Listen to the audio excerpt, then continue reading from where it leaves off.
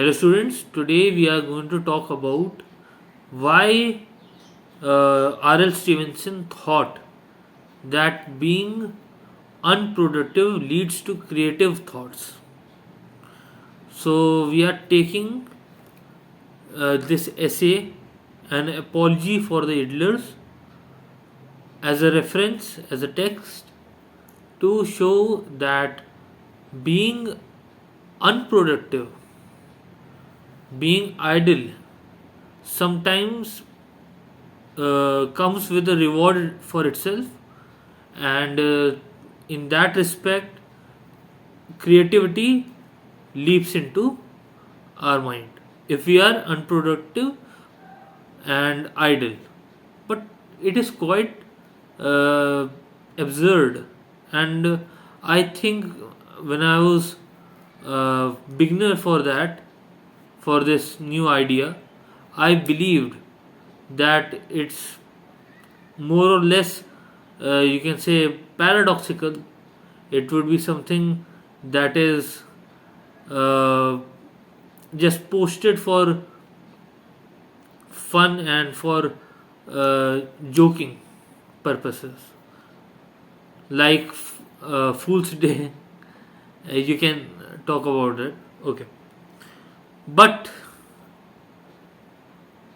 if we talk about the Victorian era, being an idler, being an idler was a very derogatory remark that one can make, and aspect, in that aspect, idleness was more derogatory than being lazy, or being in a state of laziness.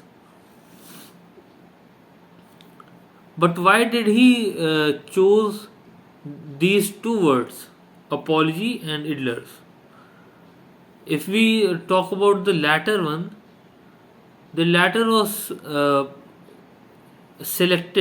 was chosen just because, you can say, the latter was chosen just because that to critique on Victorian society and to prove the point of this essay, that is, that uh, being unproductive can lead to creative thoughts and creativity, and being productive, which is good, but doing ceaseless works is not a good idea. So yes, we have talked about idleness. Now we will talk about apology. Apology is taken, and taken in a very classical sense. In a very classical sense, and apology does not mean that somebody is being regretful. In other words, it is not for the, you can say, confession of the feeling that somebody is regretful. Instead instead, this person, you can say, instead this person is thought to be, you can say, the person to which R.S. Stevenson apologizes is that he wants to make a reform out of it. He wants to favor the idlers, which is the main topic of discussion. That idleness, is it good or bad? But R.L. Stevenson says idleness, being an idler or idler, I am not able to recall its pronunciation right now.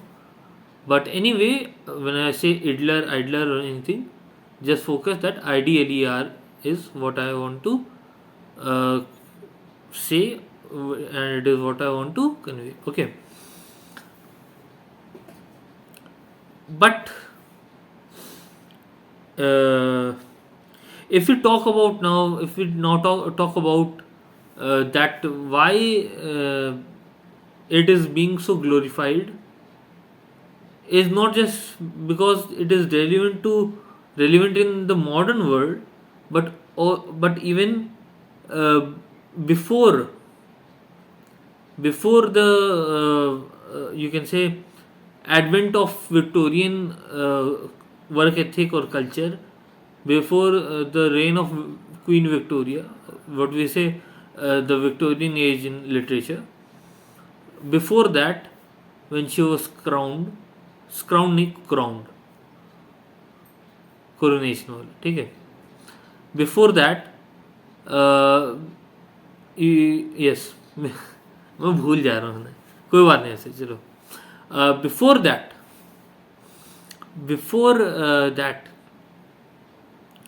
romantics and transcendentalists like uh, Ralph Waldo Emerson, Henry David Thoreau, they said that they you can say they favored exponential learning and embracing non-conformity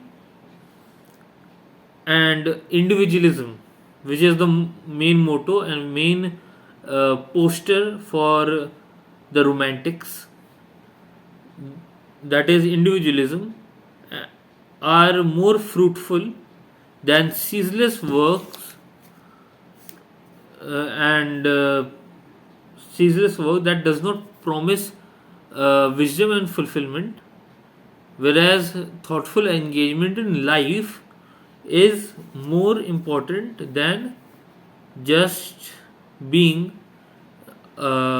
abnormally productive, being like a machine. So now, first of all, I will let you guys to decide whether such work like that I've already mentioned, ceaseless work. ceaseless work मतलब बिना रुके काम करना, मतलब बहुत लगातार काम करना, continuous for hours and hours, can be really fruitful for lead a happy life. Yes, it can bring yes, it can fetch money, fame, reputation, but uh, can a rich person with you can say lakhs of money as his monthly salary, can experience the love of nature, or the feeling of being idle for many purposes with his children or anything. Can that person be uh, more or less or nearly or anything, but can he become equivalent to that person who is being thoughtful in his life? Because we are not talking about laziness. Laziness is another concept. Laziness is another concept, and we are not talking about laziness, we are talking about idleness.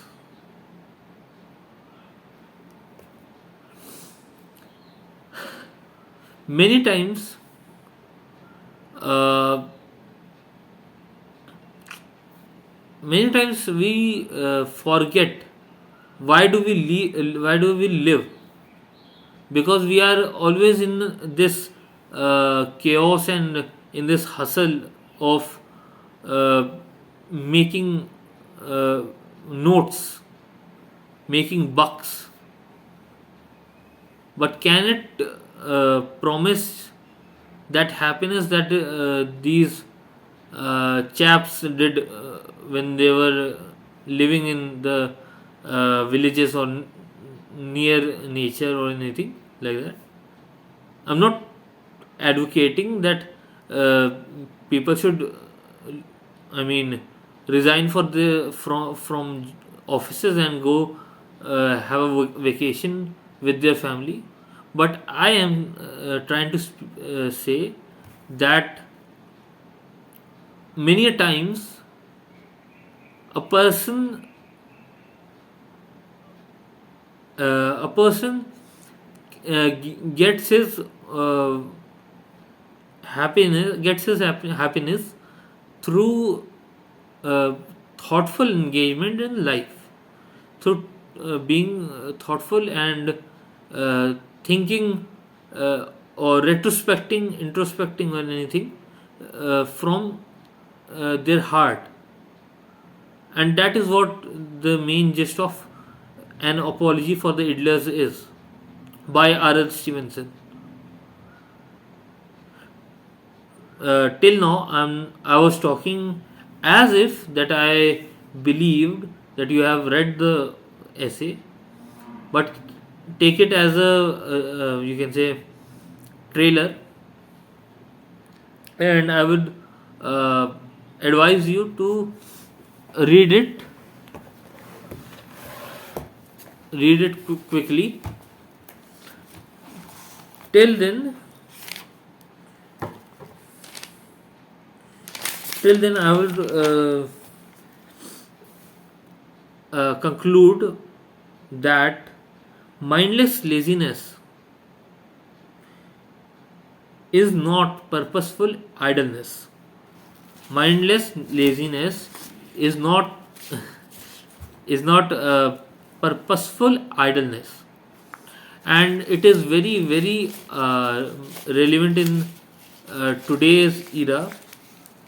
Today we live in a society which is more of a cutthroat, but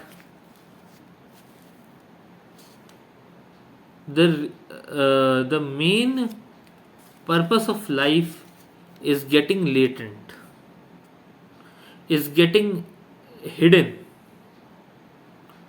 We are not able to, you can say, uh, live happy.